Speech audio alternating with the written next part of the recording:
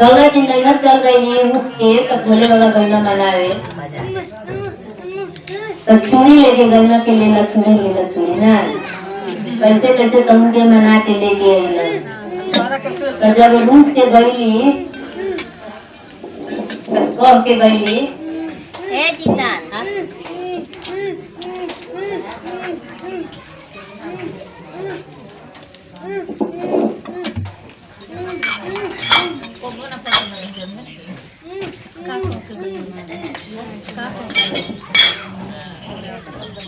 अरे शिव के मंदिर में भीड़ लगल बा भारी त गूंज रहल बा धरती अंबर भगतन के जयकारी शंकर भगवान की जय। नहीं हरा चली जाए बड़े भोले बाबा नहीं हरा चली जाए बड़े भोले बाबा नहीं हरा चली जाए बड़े भोले बाबा नहीं हरा चली जाए बड़े भोले बाबा से भोला के कोठारा जाए से भोला के कोठारा जाए से भोला के कोठारा